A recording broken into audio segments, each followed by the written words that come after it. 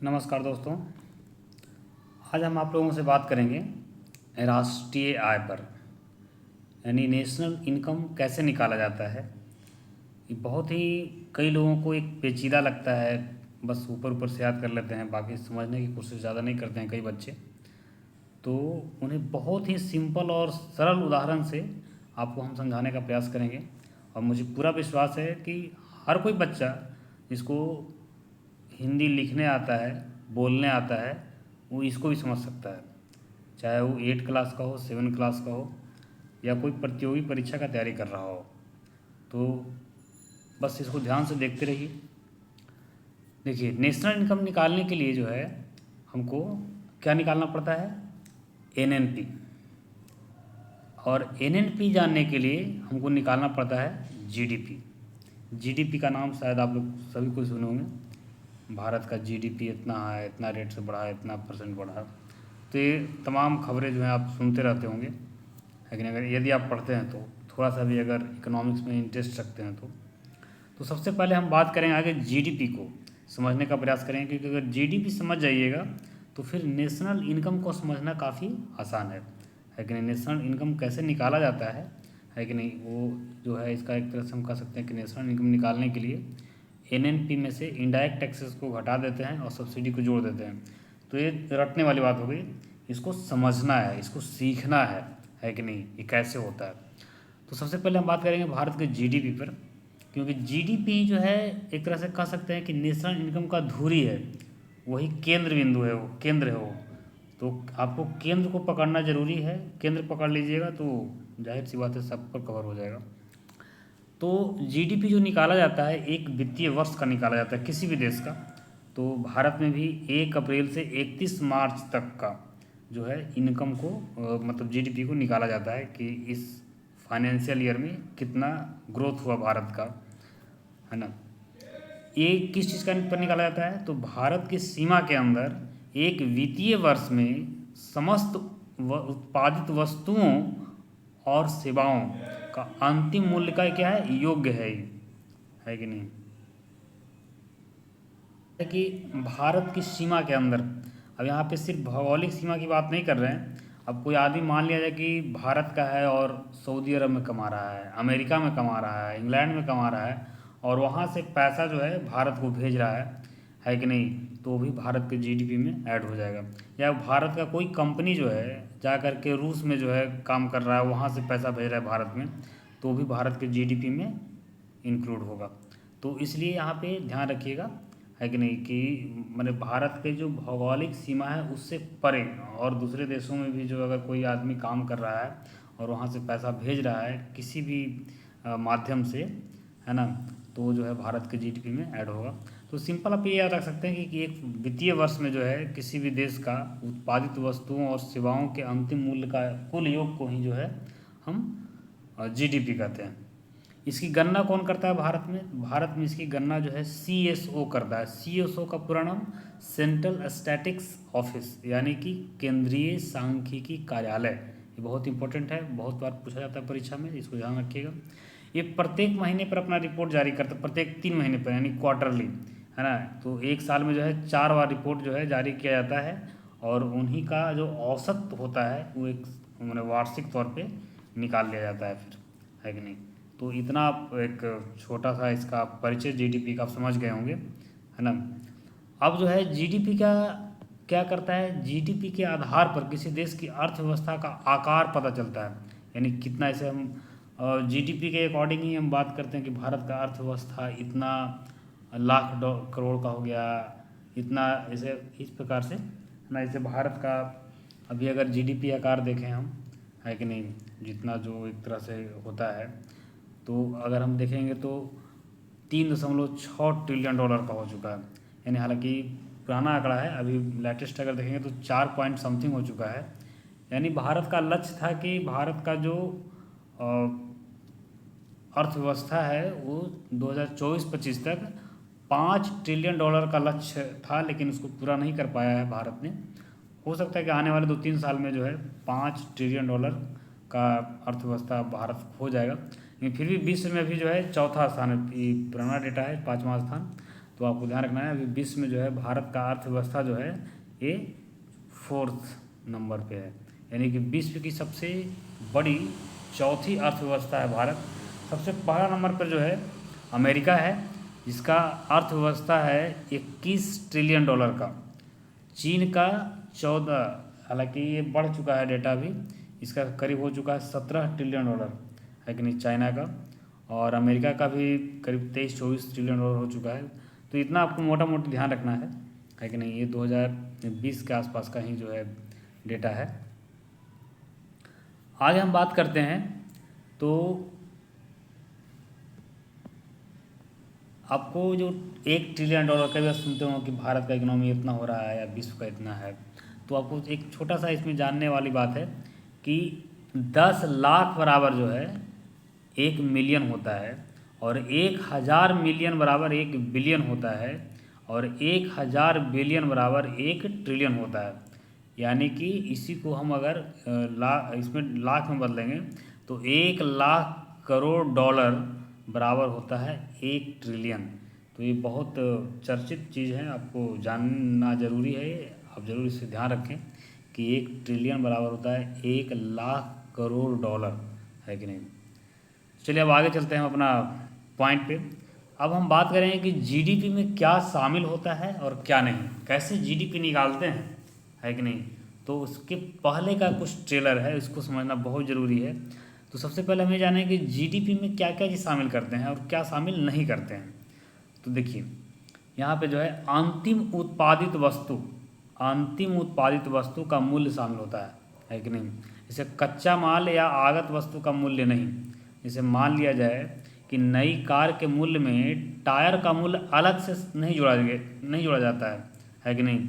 लेकिन टायर घिसकर समाप्त होने पर नए टायर का मूल्य जीडीपी में शामिल हो जाएगा, है कि नहीं। ये एक बात ध्यान रखिएगा कि अगर हम कार खरीदेंगे तो जो उत्पादन हुआ तो उसमें कार में पूरा उसका जो भी सब पार्ट्स है सब इंक्लूड होगा, क्योंकि सारा का पैसा लगता है एक बार, है कि नहीं। फिर कार में कुछ सामान पार्ट्स ख़राब होता है, फिर उसको हम चेंज करते हैं तो वो फिर अलग से जुटेगा। तो ये तो सिंपल आप लोग इतना जानते होंगे भी, है कि नहीं। दूसरा पॉइंट समझिए, जैसे इसमें और भी हम उदाहरण के माध्यम से समझेंगे। जैसे मान लीजिए 100 रुपया का एक उदाहरण देकर हम बता रहे हैं आपको कि मान लिया जाए कि 100 रुपया का आयरन ओर्स प्रोड्यूस किया भारत। आयरन ओर्स समझते हैं। आयरन ओर्स का मतलब ये हुआ कि आयरन का ऐश जिससे लोहा निकाला जाता है कि नहीं। तो 100 रुपया का मान लो कोयला जो है लोहा निकाला गया रॉ मटेरियल के रूप में। इसमें क्या किया है कि 50 रुपया का ओर मतलब अयस्क, है कि नहीं। तो 50 रुपया का ओर को बर्तन में परिवर्तित कर दिया गया, यानी उसको लोहा, और उसको 100 रुपये में बेच दिया गया, है कि नहीं। मैंने 100 रुपया का निकला था सपोज एट एक फाइनेंशियल ईयर में, उदाहरण के तौर पर समझिएगा इसको, और 100 रुपये में उसको बर्तन बना के बेच दिया गया, और 50 रुपया का जो ओर था उसको निर्यात कर दिया, यानी कि उसको हम मान लेके दे दिए उधर जापान को या इंडोनेशिया को, सिंगापुर, किसी को हम दे दिए और ही, है ना। तो अब जीडीपी में कितना शामिल होगा, तो यहाँ से 100 रुपया लिया जाएगा, जो बर्तन बना है 50 रुपया और का जो है बर्तन बनाया गया वो 100 रुपया का माल हो गया वो, तो वो 100 रुपया लिया जाएगा और ये 50 रुपया लिया जाएगा, क्योंकि 50 जो है 50 रुपया का निर्यात किया गया। तो टोटल जीडीपी में कितना शामिल होगा, 150 रुपया। तो इस प्रकार से आपको समझना है कि जीडीपी में जो है कौन कौन चीज़ शामिल होता है, ऐसे शामिल होता है वस्तुओं का मूल्य। रीसेल करने पर किसी भी वस्तु का मूल्य जीडीपी में शामिल नहीं होता है कि नहीं। यहाँ पे थोड़ा सा एक चीज स्पेलिंग मिस्टेक हो गया है, रीसेल यहाँ पे ACELL होगा, है कि नहीं। तो रीसेल करने पर किसी वस्तु का मूल्य जीडीपी में शामिल नहीं होता है। जैसे पुरानी कार को बेचेंगे तो उसको जीडीपी में शामिल नहीं किया जाएगा, है कि नहीं। इसके अलावा और क्या नहीं शामिल होता है, ट्रांसफ़र पेमेंट, अगर मान लीजिए कि हम किसी को पैसा भेजें, है कि नहीं, तो वो जीडीपी में शामिल नहीं होता है, क्योंकि सेवा नहीं है, भुगतान है। हम किसी को पेमेंट किए तो भुगतान है, जैसे मान लीजिए किसी को पेंशन दिया जाता है सरकार के द्वारा, तो उसको जीडीपी में शामिल नहीं करेंगे। छात्रवृत्ति दिया जाता है उसको, क्योंकि वो उत्पादन नहीं है वो, है कि नहीं, तो उसको हम शामिल नहीं करते हैं। यानी ट्रांसफ़र पेमेंट जो भी होगा, है कि नहीं, उसको हम जो है जीडीपी में शामिल नहीं करते हैं।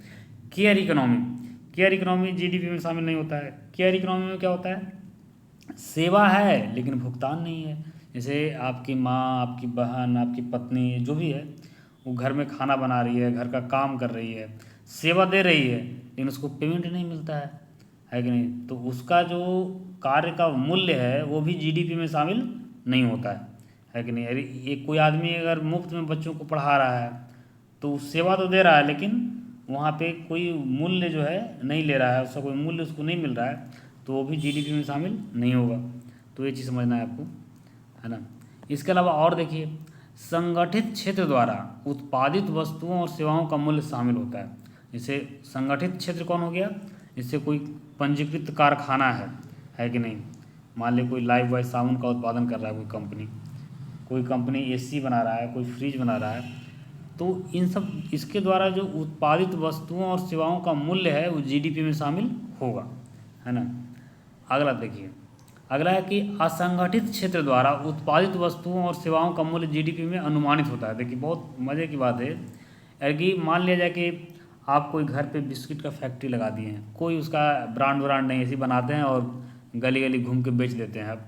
तो आपका जो कहने का मतलब है कि जो जीडीपी में जो है एक तरह से शामिल नहीं होगा, अनुमानित होता है। कोई आदमी चाय का दुकान खोले हुए है, पैसा खूब कमा रहा है, रोज़ 5,000 कमा रहा है, लेकिन उसका इनकम जो है रियल रूप से जीडीपी में नहीं जुट पाता है कि नहीं? उसको एक अनुमानित रूप से हम जोड़ लेते हैं, ऐसे ही है कि नहीं? भारत का अर्थव्यवस्था के अकॉर्डिंग, पॉपुलेशन के अकॉर्डिंग कुछ कुछ चीज़ें, किसान द्वारा कुछ वस्तु उत्पादित हो रहा है तो भी जीडीपी में शामिल नहीं होता है।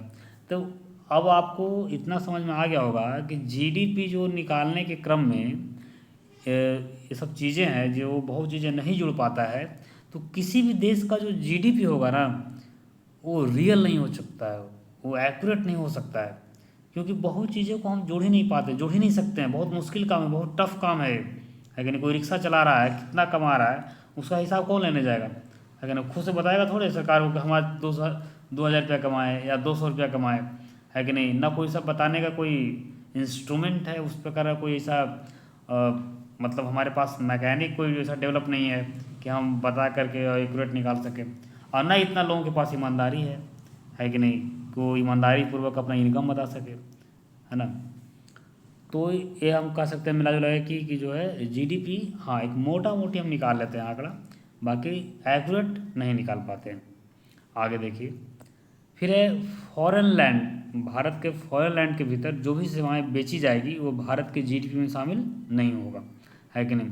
और फॉरेन लैंड कौन होता है? जो एम्बेसी होता है या हाई कमीशन होता है कि नहीं? वहाँ अगर किसी प्रकार का सेवा बेचा जा रहा है तो वो जो है जीडीपी में शामिल नहीं होता है। अब देखिए थोड़ा सा समझने वाली बात है कि एम्बेसी किसको कहते हैं और हाई कमीशन किसको कहते हैं। तो देखिए, हर वो देश जो कॉमनवेल्थ का मेंबर है, अर्थात कभी अंग्रेजों के अधीन रहा है कि नहीं, वे देश एक दूसरे के अंदर हाई कमीशन सेटअप करते हैं। जैसे भारत ब्रिटेन, भारत श्रीलंका, भारत पाकिस्तान, ये सब क्या है? ब्रिटेन के अधीन जो जो देश रहा है, यानी कि जब ब्रिटेन अपना, आपको पता है कि ब्रिटेन में कभी सूर्य जो है अस्त नहीं होता था, यानी ब्रिटेन का शासन इतना बड़ा था पूरी दुनिया में कि कभी सूर्यास्त नहीं होता था, यानी कई देशों पे था।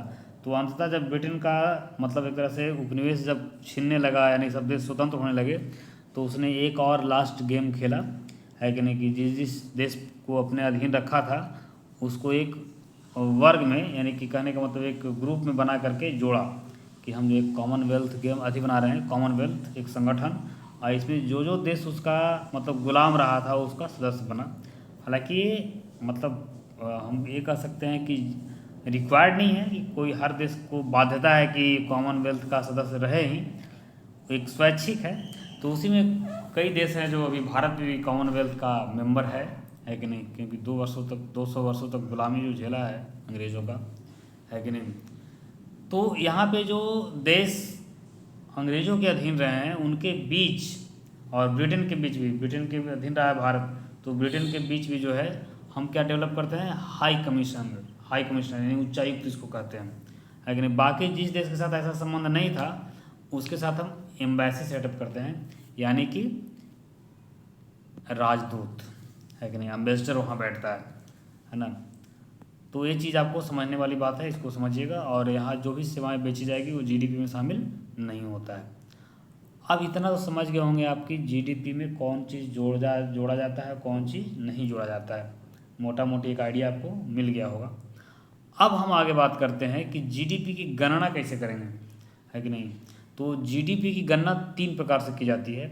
ये बहुत इंपॉर्टेंट चीज़ है, आपको एकदम मुंह पे याद होना चाहिए हमेशा, कभी ऊँ नहीं होना चाहिए कोई पूछ दे तो, है ना। तो एक पहला है नॉमिनल जीडीपी। नॉमिनल जीडीपी को ही हम कह सकते हैं जीडीपी एट मार्केट प्राइस, यानी कि बाजारी दर पर जीडीपी, है कि नहीं। इसी को कहा जाता है जीडीपी एट करेंट प्राइस, यानी कि वर्तमान मूल्य पर जीडीपी, है ना। तो इसी को हम क्या कहते हैं, नॉमिनल जीडीपी। दूसरा है रियल जीडीपी। ये है जो है GDP at constant price, GDP at constant price यानी कि आधार दर पर जीडीपी या स्थिर दर पर जीडीपी, है कि नहीं। या इसी को हम कहते हैं जीडीपी एट बेस प्राइस, है कि नहीं। तो ये जो है आपको इतना ध्यान रखना चाहिए कि ये नॉमिनल जीडीपी, रियल जीडीपी, और तीसरा है जीडीपी एट फैक्टर कॉस्ट, यानी लागत मूल्य पर जीडीपी। अब तीनों को हम बारी बारी से समझेंगे। जीडीपी को सबसे ज़्यादा किस प्रकार के जीडीपी को जो है वैल्यू दिया जाता है, यानी कि अनेकों देशों द्वारा उसको मान्यता दिया जाता है, उसको भी जानेंगे। तो हम सबसे पहले बात करते हैं नॉमिनल जीडीपी।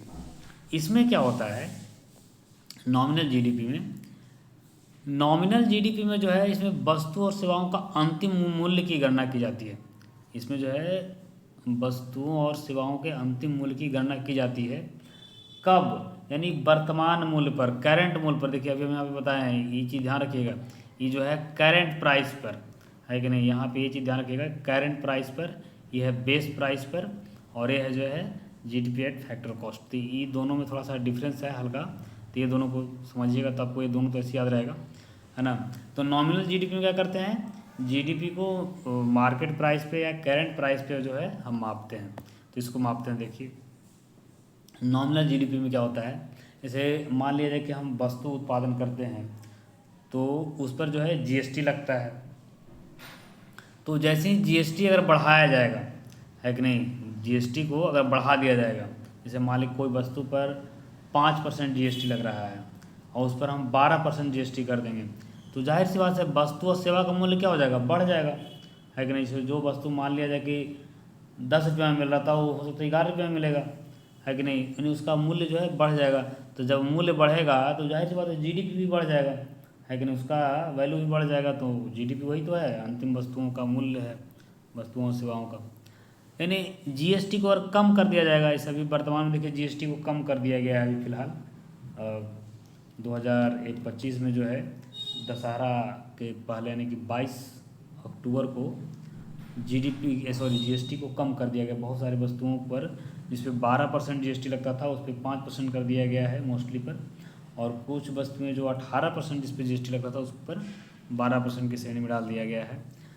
तो वो एक अलग मुद्दा है, लेकिन आपको इतना पता होना चाहिए कि जीएसटी अगर ऐसा होगा, कम किया जाएगा, तो जीडीपी भी कम हो जाएगा।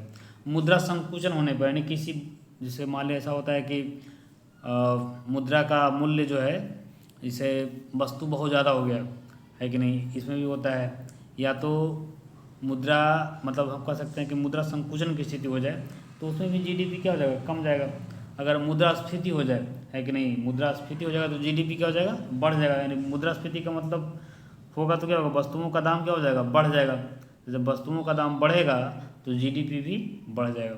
यानी यहाँ पे आपको कहने का मतलब उत्पादन पे डिपेंड नहीं कर रहा है, ध्यान समझिएगा चीज़ें जो है, यानी कि जीडीपी जो है उत्पादन पे डिपेंड नहीं कर रहा है, टैक्स पे डिपेंड कर रहा है कि नहीं, मुद्रास्फीति पे डिपेंड कर रहा है, मुद्रा संकुचन पे डिपेंड कर रहा है। इसको हम एक उदाहरण से समझते हैं बहुत बेहतर तरीके से, ये आपको बहुत आँख खोल देगा एकदम, है ना।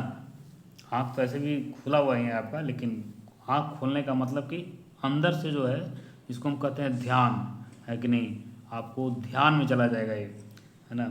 और किसी भी चीज़ को ध्यान में रखना ही इम्पोर्टेंट होता है कि नहीं। आँख से तो हर कोई आँख, खुला आँख से देखता है, खुला कान से सुनता है, लेकिन जो चीज़ें ध्यान में सेटअप हो जाती है कि नहीं, वो चीज़ कभी हमारे दिमाग से नहीं हटता है।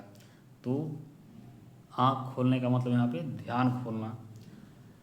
अब यहाँ पे देखिए उदाहरण के तौर पे समझते हैं, कि मान लिया जाए कि किसी वर्ष उत्पादित कार की संख्या जो है 2018 में मान लेते हैं कि 10 वो कार उत्पादन हुआ, 19 में भी 10 वो कार उत्पादन हुआ, 20 में भी 10 वो कार बना भारत में, है कि नहीं। और 2018 में कार का मूल्य मान लें कि जो है एक कार का मूल्य 10 रुपया था, 19 में एक कार का मूल्य जो है 11 रुपया था, और 20 में उस कार का मूल्य कम गया और 9 रुपया हो गया। मान लीजिए कि आप रियल वाला कार की बात नहीं कर रहे हैं बहुत, या कर भी रहे हैं, मान लीजिए कि हम उदाहरण दे रहे हैं जिस समय देश आज़ाद हुआ था उस समय कार का मूल्य इतना ही था, है कि नहीं। तो ये बात है। अब है नॉमिनल जीडीपी। अब देखिए 10 कार उत्पादित हुआ, एक कार का मूल्य 10 रुपया, तो जीडीपी कितना हो गया 100 रुपया।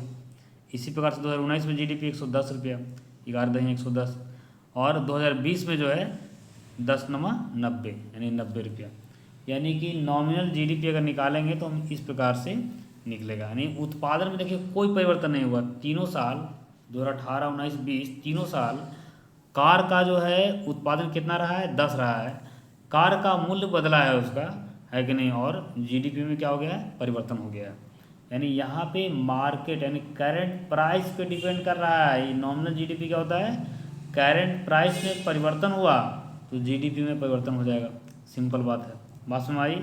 चलिए अब दूसरा हम समझते हैं रियल जीडीपी। रियल जीडीपी क्या है, आधार दर पर जीडीपी, है कि नहीं। इसमें बेस ईयर लिया जाता है। जैसे वर्तमान में जो बेस ईयर है 2011-12 में है, यानी जो दाम 2000 मान लें कि एक कार का दाम 2011-12 में 10 रुपया था, तो अभी हम चाहे वो कार का दाम 15 रुपया हो जाए, अभी हम 10 रुपया के हिसाब से जीडीपी निकालेंगे उसका, है कि नहीं। इसी को कहते हैं स्थिर दर पर जीडीपी या रियल जीडीपी इसको बोला जाता है कि नहीं, या इसको आधार दर पर जीडीपी बोला जाता है। तो ये चीज़ आपको समझना है सबसे पहली चीज़। तो अब इसमें क्या होता है कि वस्तुओं या सेवाओं के मूल्य घटने बढ़ने से, है कि नहीं, तब तक जीडीपी में परिवर्तन नहीं होगा जब तक कि आधार वर्ष न बदला जाए। यानी कि जब तक हम आधार वर्ष नहीं बदलेंगे तब तक वस्तु करंट मूल्य कुछ भी रहे, लेकिन जीडीपी में बदलाव उसके मूल्य में बदलाव से नहीं होगा, क्योंकि हाँ उसके उत्पादन में अगर बदलाव होगा, उत्पादन बढ़ेगा तो जीडीपी बढ़ेगा, उत्पादन घटेगा तो जीडीपी घटेगा। यानी हम ये जो रियल जीडीपी निकालते हैं वो उत्पादन बेस्ड है। रियल में हम माप पाते हैं कि हमारा उत्पादन बढ़ा है कि नहीं बढ़ा है। अगर उत्पादन नहीं बढ़ा है तो जीडीपी कम जाएगा, उत्पादन बढ़ा है तो जीडीपी अगर बढ़ा है तो बढ़ जाएगा, कम है तो कम जाएगा उत्पादन। तो पूरा ये जो है डिपेंड किस पे करता है, प्रोडक्शन पे। अगर प्रोडक्शन बढ़ा तो रियल जीडीपी भी बढ़ जाएगा, प्रोडक्शन कमा तो रियल जीडीपी भी कम जाएगा। इसका देखिए एरो का निशान अगर नीचे की ओर हम दिए हैं इसका मतलब कम जाएगा ये, और ऐसे ऊपर की ओर दिए इसका मतलब बढ़ जाएगा। ये सब यूज आप एग्ज़ाम में नहीं कीजिएगा, ये सब जो है समझने के लिए है, हम शॉर्ट में लिखे हैं। एग्ज़ाम में इस प्रकार कैसे कीजिएगा, हो सकता है कि कॉपी चेक करने वाला अगर नहीं समझा तो आपका जो है एल लगा देगा बढ़िया से, है ना। तो इसलिए आप उस पर ध्यान दीजिएगा। अब आधार वर्ष में परिवर्तन होने पे जीडीपी में परिवर्तन होगा, है कि नहीं। जब आधार वर्ष में परिवर्तन कर देंगे तो हो सकता है। इसको भी समझते हैं एक उदाहरण से, है कि नहीं। अब उदाहरण देखिए, एग्जाम्पल देखिए बहुत ध्यान से। जैसे उत्पादित कार की संख्या, जैसे 2008 में 10 वो कार बना, 2018 में, 2019 में 15 वो कार बना, 2020 में 20 वो कार बना। बेस ईयर 2011-12 में का हम ले रहे हैं क्या मूल्य, इसको कब का ले रहे हैं, 2011-12 में जो मूल्य था एक कार का वही मूल्य हम अभी भी ले रहे हैं, है कि नहीं। और उसके आधार पे हम देख रहे हैं कि तुम्हारा जीडीपी बढ़ता है कि घटता है। तो उस समय एक कार का मूल्य 20 रुपया था, सपोज डेट मान लिया, है कि नहीं। तो यहाँ पे जो रियल जीडीपी होगा तब 20 में 10 से गुना करेंगे, 20 क्योंकि 10 वो कार है, 20 रुपये एक कार की कीमत है, तो 20 को 200, ये रियल जीडीपी निकाल रहे हैं। ये 15 वो कार बना है, ये जो है 20 रुपये प्रति कार, तो 15 में 20 से गुना करेंगे तो 300 रुपया, लेकिन उसी प्रकार से 20 में 20 से गुना करेंगे तो 400 रुपया। यानी ये जो निकल के क्या है रियल जीडीपी। यानी हम ये माप रहे हैं कि देखिए हमारा उत्पादन बढ़ा है, उत्पादन क्या हुआ है बढ़ा है, तो यहाँ पे क्या हो गया जीडीपी भी बढ़ रहा है। अब यहाँ पे देखिए हम अगर वर्तमान मूल्य पे मान लिए कि वर्तमान मूल्य पर निकालेंगे तो इसको में इसको से गुना करेंगे, इसको में जो है इसको से गुना करेंगे तो जो है नॉमिनल जीडीपी निकलेगा, है ना। यानी वर्तमान मूल्य पर अगर हम निकालेंगे तो उसको कौन सी को बोलेंगे, नॉमिनल जीडीपी, और अगर हम बेस ईयर का जो मूल्य है उससे अगर हम उसमें गुना करेंगे उत्पादित वस्तुओं में, तो उससे निकलेगा रियल जीडीपी। तो आपको ये चीज़ समझना है कि रियल जीडीपी क्या होता है, नॉमिनल जीडीपी क्या होता है। नॉमिनल जीडीपी में क्या होता है कि वर्तमान मूल्य पर जो है वस्तु के मूल्य निकाला जाता है कि वर्तमान मूल्य क्या है, उस पर आधार पर जीडीपी निकाला जाता है। तो उम्मीद है कि आपको ये दोनों चीज़ समझ गए होंगे, लेकिन नॉमिनल जीडीपी क्या है और रियल जीडीपी क्या है। अब तीसरा है जीडीपी एट फैक्टर कॉस्ट, है कि नहीं, लागत मूल्य पर जीडीपी। जैसे देखिए इसकी गणना जो है वस्तुओं और सेवाओं के मूल्य में से अप्रत्यक्ष कर, जैसे जीएसटी क्या है, एक अप्रत्यक्ष कर है कि नहीं, एवं परिदान यानी सब्सिडीज, है कि नहीं, को हटा दिया जाता है, यानी को उसके प्रभाव को हटा दिया जाता है, तो वो निकलेगा जीडीपी एट फैक्टर कॉस्ट। जैसे देखिए मान लिया जाए कि GDP at factor cost per निकालने के लिए, यानी कि नॉमिनल जीडीपी का मतलब वर्तमान मूल्य, एकदम करंट मूल्य क्या है, ध्यान रखिएगा। नॉमिनल जीडीपी जैसे हम कहेंगे इसका मतलब करंट प्राइस किसी वस्तु का, अगर रियल जीडीपी बोलेंगे इसका मतलब कि आधार ईयर वाला उसका प्राइस क्या होगा, उस पर निकाला जाता है वो। तो ये जो है जीडीपी हम निकाल रहे हैं क्या, अगर हम मान लो कि ये जो चीज़ें होगा जीडीपी एट फैक्टर कॉस्ट निकालेंगे कि लागत मूल्य पर जीडीपी अगर हमको निकालना है, तो नॉमिनल जीडीपी में से इनडायरेक्ट टैक्सेस को घटा देंगे और सब्सिडी को जोड़ देंगे। अब ऐसा क्यों करेंगे इसको समझिए एक उदाहरण से। अगर उदाहरण समझ जाएंगे तो जीडीपी एट फैक्टर कॉस्ट बहुत बढ़िया से माइंड में घुस जाएगा, आ जाएगा, है ना। जैसे मान लीजिए कि वो एलपीजी सिलेंडर है, ठीक है, और वो आपको मिल रहा है 1000 रुपया में, है कि नहीं, मार्केट रेट है, वर्तमान में जो है मार्केट रेट 1000 रुपया है। उसमें क्या होता है कि सरकार आपको 200 रुपया सब्सिडी दे देती है, मान लीजिए वो 200 रुपया रिटर्न आपके अकाउंट पे आ जाता है कि नहीं, तो आपको कितना पड़ेगा, है ना, सपोज डेट 800 रुपया। लेकिन सरकार इस पर मार्केट प्राइस तो 1000 रुपया है, सरकार उस पर 200 रुपया सब्सिडी दे रही है, लेकिन 100 रुपया उस पर टैक्स भी लगा दिया है सरकार, है कि नहीं। तो यानी कि बाजार की में कीमत उसका कितना हो जाएगा, अगर कोई सिलेंडर, है कि नहीं, टंकी जो होता है गैस का, वो अगर 1000 रुपये का मार्केट में उसका प्राइस है और उसमें सरकार जो है 200 रुपया सब्सिडी दे रही है और 100 रुपया टैक्स लगा दे रही है, यानी एक आदमी को कितना में मिलेगा, वो 900 रुपये में मिलेगा। मार्केट में वो जाएगा खरीदने के लिए, उसको कितना में मिलेगा, 900 रुपये में मिलेगा। अब देखिए इसके प्रभाव कदम हटा दिया जाए पूरा, इधर जो है सब्सिडी को भी हटा दिया जाए और टैक्स को भी हटा दिया जाए, है कि नहीं, तो वो जो चीज़ें होगा वो निकल के आएगा जीडीपी एट फैक्टर कॉस्ट, है कि नहीं। तो इसे बाज़ार में कीमत 900 रुपया है, तो ये जो है ये जीडीपी एट फैक्टर कॉस्ट निकल के आया, है कि नहीं, समझ रहे बात को। तो उम्मीद है कि आप पूरा इस चीज़ को समझ गए होंगे। अब हम समझते हैं जीडीपी, अगर आप तीनों समझ गए हैं तो अब आगे बढ़िए, अगर नहीं समझाएं थोड़ा सा बैक करके फिर से देख लीजिए, एक बार फिर से समझ लीजिए, है कि नहीं, क्योंकि समझना ज़रूरी है। अब आगे चलते हैं, आगे है जीएनपी यानी ग्रॉस नेशनल प्रोडक्ट, यानी कि हमें निकालेंगे ग्रॉस यानी सकल राष्ट्रीय उत्पाद, ये क्या है कि नहीं। तो इसको निकालने के लिए हम क्या करते हैं, जीएनपी निकालने के लिए यानी कि ग्रॉस नेशनल प्रोडक्ट निकालने के लिए जीडीपी में से नेट आउटफ्लो को घटा दिया जाता है और नेट इनफ्लो को जोड़ दिया जाता है। अब आपको लगा होगा कि आउटफ्लो और इनफ्लो क्या है कि नहीं। अगर नहीं समझ रहे होंगे तो कोई बात नहीं है, आप बिल्कुल समझ जाइएगा, अभी समझ जाइएगा, है कि नहीं। अब इसको समझिए कि जीएनपी कैसे निकाला जाता है। इसे मान लिया जाए कि ये इंडिया है, ये क्या है, इंडिया है कि नहीं। इंडिया में मान लिया तीनों कंपनी है ए बी और सी, इसमें दो कंपनी ए और बी जो है इंडियन कंपनी है, मान लिया जाए, एक अडानी का है, एक रिलायंस का है, अंबानी का है ना, और एक सी जो है अमेरिकन कंपनी है, मार्क जुगरबर्ग का, सपोज डेट, ऐसा आप मान के चल रहे हैं। ये तीन कंपनी इंडिया में जो है काम कर रही है, तीनों जो है 100 रुपया का उत्पादन करती है। ए बी और सी जो है तीनों एक फाइनेंशियल ईयर में 100 रुपये का उत्पादन करती है। अब सी देखिए अमेरिका की कंपनी है, ई क्या करता है कि अपना जो इनकम होता है उसका 10 रुपया अमेरिका भेज दे रहा है, जिसको प्रॉफिट हुआ वो अमेरिका भेज दिया, बाकी पैसा यहीं इन्वेस्ट कर दिया, यहीं लगा दिया, है कि नहीं। तो ये अमेरिका भेज दिया 10 रुपया। इसी प्रकार से इधर समझिए, अमेरिका है एक देश, यहाँ भी 3 कंपनी है XYZ, जिसमें एगो 2 अमेरिकन है, अमेरिका है तो वहाँ जाएगा तो वहाँ का कंपनी ज़्यादा होगा। एक इंडियन कंपनी वहाँ जेड है जो इंडियन कंपनी है, वहाँ तीनों कंपनी XYZ तीनों जो है 200 रुपया का उत्पादन कर रही है एक फाइनेंशियल ईयर में, है ना। इसमें जेड जो है 20 रुपया भारत भेज दे रहा है, जेड माल के जेड के रूप में वहाँ मालिक है रिलायंस कंपनी वहाँ काम कर रही है सपोजिट अमेरिका में, और वो 20 रुपया भारत भेज दे रही है। तो जो भारत भेज रही है 20 रुपया वो है नेट इनफ्लो, है कि नहीं। इसको अंतर्वाह कहते हैं हिंदी में। थोड़ा हिंदी हो सकता है कि आपको थोड़ा टफ लगे तो अंग्रेजी में याद रखिएगा, है कि नहीं। तो 20 रुपया क्या हो गया, भारत का नेट इनफ्लो हो गया, यानी कि अंदर आया, भारत में आया। और ये 10 रुपया यहाँ जो कंपनी अमेरिका का था भारत में काम कर रहा है, ये 10 रुपया अमेरिका भेज दिया, यानी कि भारत से चला गया जो पैसा, उसको हम बोलेंगे आउटफ्लो, है कि नहीं, नेट आउटफ्लो।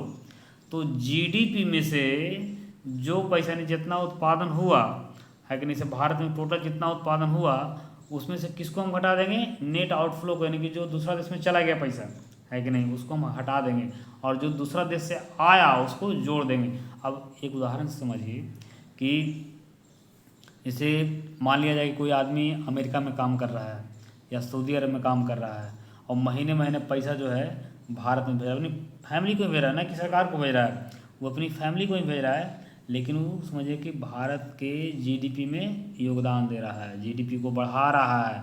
भारत के जीडीपी में क्या हो रहा है, नेट इनफ्लो को बढ़ा रहा है, यानी कि इनफ्लो कर रहा है कि नहीं। तो ये चीज़ समझिएगा। अब इस चीज़ को समझते हैं कि अब भारत का जीडीपी एक साल का कितना हुआ, मान के ही 3 कंपनियाँ ये तीनों जो है उत्पादन कर रही है सपोजेट 100 रुपया। तो देखिए भारत का अब जो है जीएनपी कितना हो जाएगा, है कि नहीं। तो जीडीपी टोटल कितना था, 300 रुपया, यानी तीनों कंपनी 100 रुपये का उत्पादन कर रही थी, तो 300 रुपया। अब इसमें से नेट इनफ्लो कितना हो गया, यानी 10 रुपया चला गया, 10 रुपया जो है अमेरिका का कंपनी जो है था वो 10 रुपया अमेरिका भेज दिया, है कि नहीं। और जो भारत का कंपनी अमेरिका में काम कर रहा है वो 20 रुपया भारत को भेजा, है कि नहीं। नेट इनफ्लो हुआ 20 रुपया और नेट आउटफ्लो हुआ 10 रुपया। तो जीडीपी टोटल कितना था, 300 रुपया। 3 कंपनी भारत में काम कर रही थी 100 रुपये वाला, है कि नहीं। तो 300 रुपया, और 300 में से 10 गया 20 आया तो हो गया 310 रुपया, यानी भारत का जो जीएनपी होगा, है कि नहीं, ग्रॉस नेशनल प्रोडक्ट होगा, वो 310 रुपया का होगा। इसी प्रकार से अगर हम अमेरिका का देखेंगे यहाँ पे, तो अमेरिका का कितना हो जाएगा, उसका कंपनी जो है 200 रुपया का उत्पादन कर रही थी तीनों XYZ, है कि नहीं। तो द्वितीय 600 रुपया, और 20 रुपया जो है वो भारत को भेज दिया, जेड कंपनी जो है 20 रुपया भारत को भेज दिया। एक अमेरिका का कंपनी 10 रुपया भेजा था अमेरिका को, तो उसमें क्या हो गया, उसका जो है 600 रुपया में 20 रुपया घटेगा, 10 रुपया जुटेगा, है कि नहीं। तो कितना हो जाएगा, हालांकि यहाँ पे गलती लिखा गया है कि 600 में से 20 घटेगा तो 580 हो जाएगा, फिर 10 जुटेगा तो 590 हो जाएगा यहाँ पे, है ना। तो ध्यान रखिएगा यहाँ पे कितना हो जाएगा, 590 रुपया, है ना। तो ये चीज़, तो अमेरिका का जीएनपी कितना हो जाएगा, 590 रुपया का। अब जो है यहाँ पे समझिए, थोड़ा निष्कर्ष के तौर पे समझ सकते हैं, है कि नहीं, कि किसी भी देश का जीएनपी यानी ग्रॉस नेशनल प्रोडक्ट जीडीपी से कम भी हो सकती है और अधिक भी हो सकती है, क्योंकि वो डिपेंड करेगा किस पे, आउटफ्लो पे और इनफ्लो पे, यानी कितना हम आउटफ्लो किए हैं कितना इनफ्लो किए हैं, है कि नहीं। अगर आउटफ्लो और इनफ्लो दोनों बराबर है, मान ली कोई कंपनी, दूसरा देश का कंपनी भारत से 100 रुपया बाहर भेज दिया, और भारत का कोई कंपनी जो है, कई कंपनी मिल करके 100 रुपया भारत को लाया, तो दोनों बराबर हो गया। यानी उस स्थिति में जीएनपी और जीडीपी क्या हो जाएगा, बराबर हो जाएगा। तो ऐसी स्थिति में जीडीपी अगर आउटफ्लो इनफ्लो दोनों बराबर है तो जीडीपी जीएनपी क्या हो जाएगा, बराबर हो जाएगा।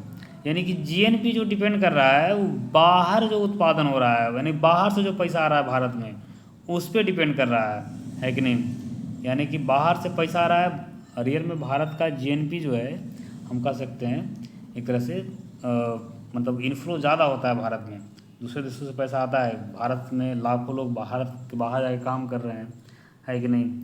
तो वो जो है यहाँ पैसा भेजते हैं। तो ये चीज़ आप समझ गए होंगे ये चीज़। अब हम एनएनपी को समझते हैं, यानी कि नेट नेशनल प्रोडक्ट, नेट यानी कि निवल या शुद्ध राष्ट्रीय उत्पाद।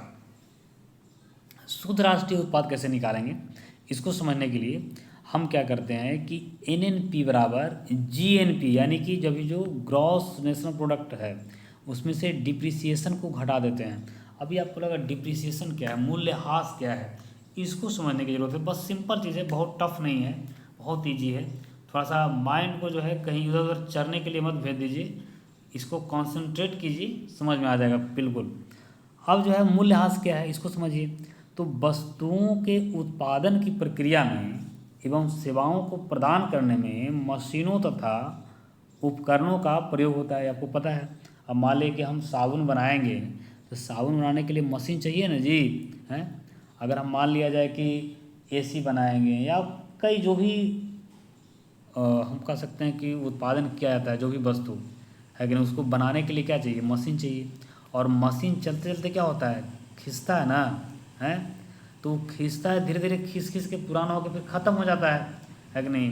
जैसे मान लो कोई आदमी मोटरसाइकिल का यूज करके जो है सामान बेच रहा है चारों तरफ घूम करके, तो उसका मोटरसाइकिल पुराना होगा ना, है।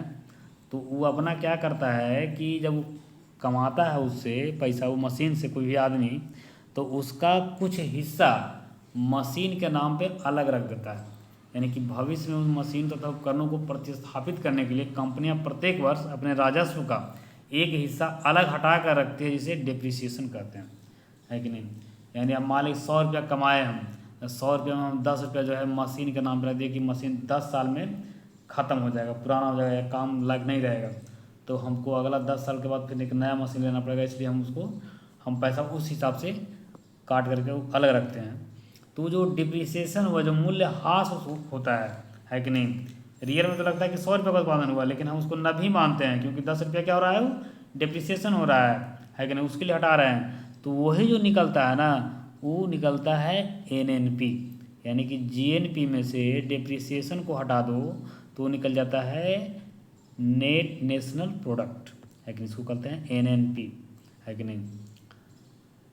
अब देखिए इसी प्रकार से हम अगर एनडीपी निकालेंगे तो जीडीपी में से डिप्रिसिएशन को घटा देंगे तो नेट डोमेस्टिक प्रोडक्ट हो जाएगा, वो निकल जाएगा उसी प्रकार से। अब हम आते हैं अपना अंतिम लक्ष्य पर, जो हमारा लक्ष्य है नेशनल इनकम निकालने का, है कि नहीं। तो इसको आगे समझ लें एक बार कि जब एनएनपी की गणना लागत मूल्य यानी फैक्टर कॉस्ट पर की जाती है, तब राष्ट्रीय आय मिलकर आता है कि नहीं। अब इसको हम समीकरण से समझ लेंगे, बहुत ईजी वे में, बहुत आसानी से समझ में आ जाएगा। देखिए ये इक्वेशन जो है इतना इम्पॉर्टेंट है कि मत कहिए। अब इसे देखिए, इसको जैसे हम नेशनल इनकम निकालने के लिए क्या करते हैं, एनएनपी यानी नेट नेशनल प्रोडक्ट में से इनडायरेक्ट टैक्सेस को घटा देते हैं, है कि नहीं। जैसा कि अभी हम लागत मूल्य पे जीडीपी निकाल रहे थे, उसमें भी कर रहे थे, है कि नहीं। और सब्सिडी को क्या करते हैं, जोड़ देते हैं। एकदम बिल्कुल एक्यूरेट नेशनल इनकम निकल के आएगा। इससे क्या करेंगे, एनएनपी में से इनडायरेक्ट टैक्सेस को घटा देंगे और सब्सिडीज़ को जोड़ देंगे, है कि नहीं। या और क्या क्या कर सकते हैं, कैसे कैसे करेंगे तो ये जो है नेशनल इनकम निकल के आएगा। या तो फिर क्या करेंगे कि जीडीपी, देखिए इक्वेशन यहाँ से लेकर के यहाँ तक समझिए, है कि नहीं, यहाँ से लेकर के यहाँ तक समझिए। यानी जीडीपी में से नेट आउटफ्लो, हम पहले बता चुके हैं, जीएनपी जो निकाला है ना, तो जीडीपी में से नेट आउटफ्लो को घटाएंगे और नेट इनफ्लो को जोड़ेंगे तो जीएनपी निकल जाएगा, है कि नहीं। अगर ये जीएनपी में से डेप्रिसिएशन को घटा देंगे, यानी पूरा ही मान जो जीएनपी हुआ उसमें से मूल्यह्रास को हटा देंगे तो एनएनपी निकल जाएगा। और एनएनपी में से अगर इनडायरेक्ट टैक्सेस को घटा देंगे और सब्सिडी को जोड़ देंगे तो नेशनल इनकम निकल करके आएगा। तो उम्मीद है कि आपको ये नेशनल इनकम समझ में आ गया होगा बहुत बढ़िया से, है कि नहीं। अगर नहीं समझे तो आप इसको नोट्स बनाइए बढ़िया से, उसको 2 बार 3 बार देखिए, एकदम मज़ा आ जाएगा, है कि नहीं। क्योंकि ये सब जानना जो है ना आपको एक तरह से निखार लाएगा, आपके प्रतिभा में जो है 4 चांद लगा देगा। अगर ये सब चीज़ आप जानते हैं, डिस्क्राइब कर सकते हैं किसी के सामने, आप एकदम विशिष्ट अलग बन जाइएगा, है कि नहीं। और इसका रिलीवेंस आपको तो पता ही है। एक आज के इस भौतिकवादी युग में कोई आदमी अगर थोड़ा सा भी अर्थशास्त्री है, थोड़ा सा भी अर्थशास्त्र को समझता है, जीडीपी जीएनपी समझता है, वो समझिए कि अपना घर का अर्थव्यवस्था को बेहतर कर सकता है। इसलिए सब जानना बहुत ज़रूरी है। इसी प्रकार से हम अगर पर कैपिटा इनकम निकालते हैं, यानी प्रति व्यक्ति आय निकालते हैं, तो आपको पता होगा कि प्रति व्यक्ति आय निकालने के लिए क्या करते हैं कि टोटल जो नेशनल इनकम होता है, यानी कि टोटल इनकम, है कि नहीं, बटा मिड ईयर पॉपुलेशन। यानी से आप मान लें कि जनवरी में, सॉरी, जैसे हम एक फाइनेंशियल ईयर की बात करेंगे तो मान लीजिए कि अप्रैल में पॉपुलेशन कुछ है, फिर जाके अगला साल मार्च में पॉपुलेशन कुछ हो जाएगा, तो इसलिए मिड ईयर का जो पॉपुलेशन होगा उससे भाग दिया जाता है कि नहीं। तो नेशनल इनकम में हम मोटा मोटी ऐसे भी इसको निकालते हैं कि कुल जनसंख्या में अगर कुल इनकम में कुल जनसंख्या से भाग दे देंगे तो प्रति व्यक्ति आय हो जाएगा। ऐसे मान लिया आपके घर में मान लिया कि 10 सदस्य हैं और आपके घर में 100 रुपया इनकम है, तो प्रति व्यक्ति आय कितना हो जाएगा, है कि नहीं। आप जो है 100 रुपया में 10 से भागा दे दीजिएगा, तो मोस्टली ही देश के तौर पर क्या आता है कि नहीं। जितना देश का इनकम होता है उसमें देश के पॉपुलेशन से भाग दे जाता है तो निकल जाता है पर कैपिटा इनकम, इसी को बोलते हैं प्रति व्यक्ति आय, है कि नहीं। इसी प्रकार से पर कैपिटा जीडीपी अगर निकालना हो तो जीडीपी में जो है पूरा होल पॉपुलेशन से भाग दे देंगे या मिड ईयर पॉपुलेशन से भाग दे देंगे तो वो निकल जाएगा पर कैपिटा जीडीपी, यानी प्रति व्यक्ति जीडीपी। तो उम्मीद है कि आपको ये वीडियो काफ़ी अच्छा लगा होगा, आपको समझ में आया होगा। आपको अगर कुछ थोड़ा बहुत प्रॉब्लम रहा हो इन सब चीज़ों से तो आप एक बार जो है इसको बढ़िया से देखिए, उसको नोट बनाइए, फिर दोबारा देखिए एक बार, और उसके बाद थोड़ा सा अंतर मन को शांत कीजिए, समझने का कोशिश कीजिए, समझ में आ जाएगा। और एक बार समझ में ताला दिमाग का खुल गया तो फिर खुलता ही चला जाएगा, है कि नहीं। और बाकी अगर कुछ चीज़ें आपको क्लियर नहीं हो पाता है फिर भी तो आप कमेंट में हमें बता सकते हैं। हम किसी नेक्स्ट वीडियो में आपको बेहतर और ही बेहतर तरीके से आपके जो संदेह होंगे, है ना, दुविधा होगा या जो प्रश्न होगा उसको हम क्लियर करने का पूरा प्रयास करेंगे। धन्यवाद।